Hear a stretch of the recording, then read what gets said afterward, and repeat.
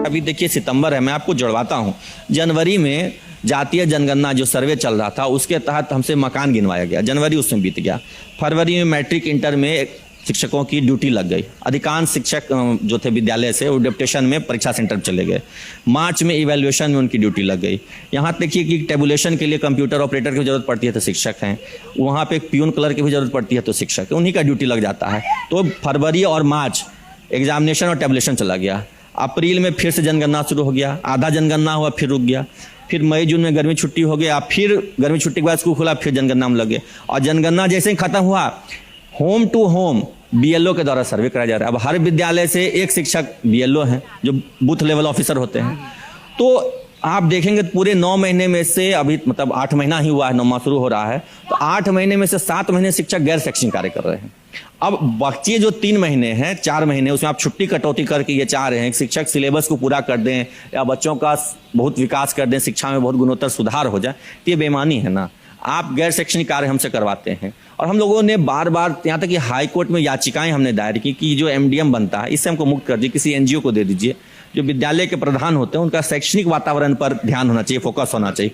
उनका उस पर नहीं है फोकस, वहाँ उनका फोकस है कि जो खाना बन रहा है अगर उसमें गलती से कोई कीड़ा गिर जाए, छिपकली गिर जाए तो एफआईआर हो जाता है हेडमास्टर पे, क्योंकि बच्चे खाएंगे वो तो बीमार पड़ जाएंगे। जिम्मेदारी है जो प्रधानाध्यापक है, तो प्रधानाध्यापक अपने क्लासरूम में रहेंगे कि वो जो खाना बर्तन का है उसको पे ध्यान देंगे, क्योंकि भाई वहाँ तो एफआईआर की बात है। चलिए नहीं पढ़ाएंगे तो एफआईआर नहीं होता है, नहीं पढ़ाने के लिए किसी पे एफआईआर नहीं होता है, लेकिन अगर एक दिन खाने में कुछ गिर गया तो उसके लिए एफआईआर होता है, नौकरी तक चली जाती है।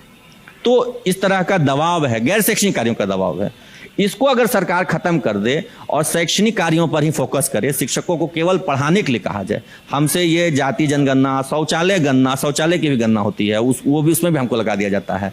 एक बार की मैं बात बता रहा हूँ कि खुले में शौच से रोकने के अभियान में शिक्षक को लगा दिया गया था। हाँ, मुझे याद है। जी, और उसमें शिक्षक पीट गए। सुबह सुबह जाते थे टॉर्च लेकर के, उसमें महादलित टोले की महिलाएं कहीं उन्होंने पकड़ लिया था, शिक्षक को बहुत पीटा था, बीडीओ साहब को भी पकड़ लिया था।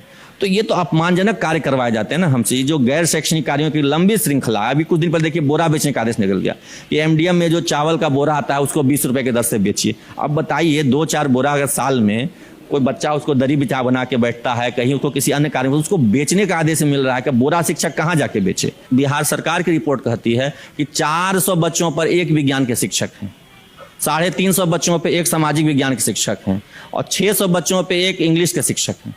कैसे पढ़ाएंगे कोई? यहाँ मात्र पूरे बिहार में 19% ऐसे विद्यालय हैं जहाँ सभी विषय के शिक्षक हैं। तो किसी विद्यालय में जहाँ गणित का शिक्षक नहीं है तो वहाँ का बच्चा गणित में कैसे तेज होगा? सभी पंचायतों में +2 स्कूल खुलवा दिए गए, एक भी बच्चा उस +2 स्कूल में पढ़ने नहीं जाता है। क्यों नहीं जाता है? कि वहाँ एक भी शिक्षक नहीं +2 का। प्राइमरी का टीचर +2 के बच्चे को साइंस मैथ्स कैसे पढ़ाएगा? तब फिर आप एंड में कहेंगे कि बच्चा पढ़ता नहीं है, बच्चे स्कूल नहीं आते हैं। तो कैसे आएंगे जब जो रिसोर्सेस चाहिए वो आप नहीं देंगे, जितने शिक्षक होने चाहिए वो आप नहीं देंगे, क्लासरूम्स नहीं है यहाँ पे, उसको +2 बना दिया गया, शौचालय नहीं है। ये पटना शहर की मैं बात बता रहा हूँ, बगल में बांकीपुर गर्ल्स स्कूल है, कल जाकर के देख लीजिए।